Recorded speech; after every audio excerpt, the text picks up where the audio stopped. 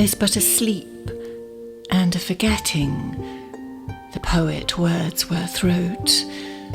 The soul that rises with us, our life's star, hath had elsewhere its setting, and cometh from afar, not in entire forgetfulness, and not in utter nakedness, but trailing clouds of glory do we come from God, who is our home.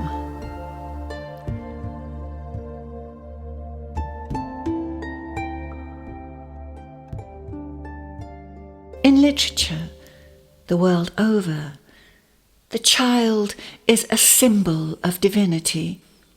The child mirrors the inner reality of the soul and reflects the wishes, hopes and longings to which we all aspire. Thus, the child becomes a symbol for that which is new and yet to come. How many of us have looked into the eyes of a newborn infant and known instantly that they have come, just like the poet says, direct from heaven. Yet their welcome on planet Earth is not always assured. In myth, the fledgling babe is often seen as a threat to the existing order, to the old regime, as it were, the status quo. Upon hearing of Jesus' birth, King Herod in the biblical tale had all the male children under 2 years brutally slaughtered. Very often, children need to be hidden for their protection. Moses was sent away in his basket to safety, Prince Arthur to a foster family, until the time was ripe to claim his rightful throne. In fairy tales too, such children are often deemed a threat.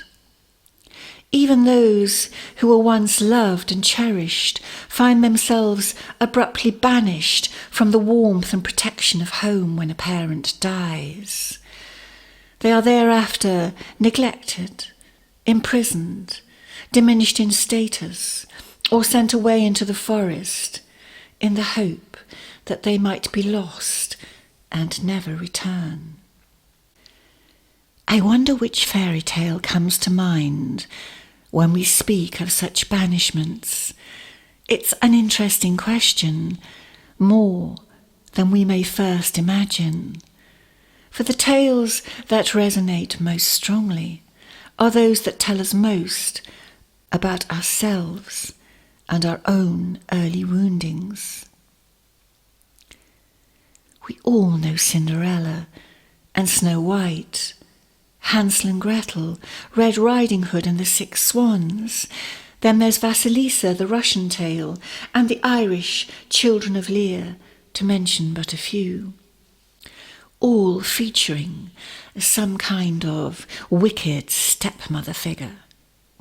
The real mothers of so many of these children having died, leaving their children at the mercy of an often pathetically weak father and new wife, who cannot find it in her heart to love his children, even whilst knowing that this would surely be the very best way to his heart. But somehow the necessary warmth cannot be accessed. Then there are those parents, like the ones of Red Riding Hood, who simply do not think things through when sending her off into the forest, or those who utterly fail in their responsibilities, like Hansel and Gretel's heartless stepmother and their spineless and complicit father. Female children, princesses in many cases, often unwittingly stir up huge insecurity and jealousy in the new wife, whose own beauty seems to fade in direct relationship to the growth of the child's. It's often then that she makes her move, as in the tale of Snow White. "Take the child out into the woods," the stepmother commanded her huntsman, "so that I may set eyes upon her no more. You must put her to death, and bring me her heart for a token." The motif recurs in Vasilisa's story, but here it's not just the stepmother, but the ugly sisters too, who feel threatened, so off they send her, like Hansel and Gretel, away into the deep, dark wood. Then there's Cinderella, though kept at home, is banished to the kitchen, stripped of all her status, and reduced to waiting upon her father's new family day and night. Such motifs have deep roots, reaching back in time, at least as far as the Greek tale of Psyche and her struggles with her own jealous sisters and her mother-in-law, the goddess Aphrodite. In the tale of the 6 swans and the Irish children of Lear, it is the love the king has for his children that the new queen cannot endure. And whilst we hear little of the father's response to the children's ill treatment in the tales mentioned thus far, here he is utterly broken, though powerless against the new queen. He desperately tries to hide his children when he realizes her intentions, but of course she finds them and casts her evil spell anyway. The children are utterly overtaken by the charm that she has worked and are instantly transformed into 6 white swans. The queen laughs mercilessly when she sees her magic working, and she flings her arms into the air triumphantly. "Take to the skies in swan's white down," she cries. "No more shall you wear your human crown. 'Tis I alone share your father's throne, whilst you, poor creatures, the wide world roam. Though never more you shall belong, you'll haunt men's hearts with sweet swan song." Now the vast majority of these children do not have regular names, and the older the tale is in origin, the more this is true. They are symbols, first and foremost, as we have said, symbols of qualities and archetypes much, much greater than themselves.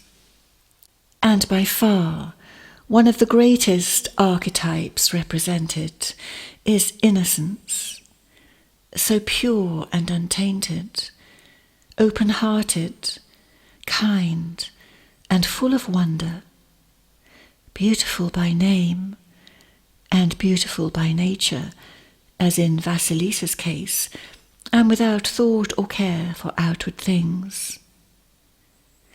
The child represents the beginning, writes Wallace Cliff, the origin, and it symbolises the essential and primordial unity before differentiation has taken place. In myth, they are the divine children, as said above. Yet, even here, in this more humble setting, such children, though they must all grow up and evolve their innocence into experience, as the poet Blake tells us, their state at the moment of their banishment, in the inner and outer worlds alike, is hugely significant. For who would we be, and how would we possibly fare, split off from all they are? Winnicott called the motif of the child the true self. Others, the lost heart of the self, the life-giver, or core of innocence, which is the crucial element in a person's spiritual nature. We all begin this way, writes Carol Pearson in her book, The Hero Within, as innocents, trusting we will be cared for, and still in awe of the beauty of the world. Soon we fall from this state of grace, as Adam and Eve fell from the Garden of Eden. This is the great universal pattern reflected in sacred text, myth, legend, and fairy tales the world over. Very often in story, the innocent becomes the orphan, the wounded child, rudely awakened to the harsh realities of life, and it is a state that tragically can persist throughout life. The orphan's soul may become embittered, hypervigilant, defensive, never quite able to fully lay the hurts of the past to rest. Life may go well most of the time, yet they are frequently haunted by fears of abandonment, rejection, and sometimes a lingering sense of their own unlovability, which can get unexpectedly triggered and lay them low. Yet in order to go forward, in order to mature, to proceed upon Jung's path toward individuation and wholeness, to fulfill the promise of their destiny and not just become another victim of fate, the orphan must take a risk. Like the sister in The Six Swans, who weaves a charm of love more powerful than that created by the jealous queen, and returns her swan-like brothers to their rightful human form. Like Vasilisa, who remembers her mother's gift, the little doll that symbolizes her inner intuition, that guides and helps her in the depths of the forest to outwit the fearsome witch and win the light she seeks. Like Cinderella, who digs deep, holds to her sense of wonder no matter what, refuses to be victimized by her stepfamily, accesses her own inner fairy godmother, and becomes the belle of the ball, drawing the prince toward her, who is incidentally an aspect of her own powerful self, and in so doing, she transforms her world. And like Gretel, who through her trials savvies up, gets beyond her naivety and gullibility, the shadow side of innocence, to beat the old cannibalistic witch at her own wicked game, and save her brother from the most unthinkable end. Each fairy tale is a magic mirror, Bruno Bettelheim famously said, that shows us not only what is amiss in the psyche, but what needs to be done to set us free. Our fall from innocence into the uncertain and sometimes excruciatingly painful lap of duality is inevitable, as it was for Adam and Eve. It marks the end of our golden age, so to speak, that fades into the light of common day, to use Wordsworth's words. The road ahead is hard and peppered with trials, but with opportunity too, for those who accept the call, the challenge, yet hold to their true nature throughout, mature and become wise with experience, and return in the end, like their divine counterparts, to the original state of grace.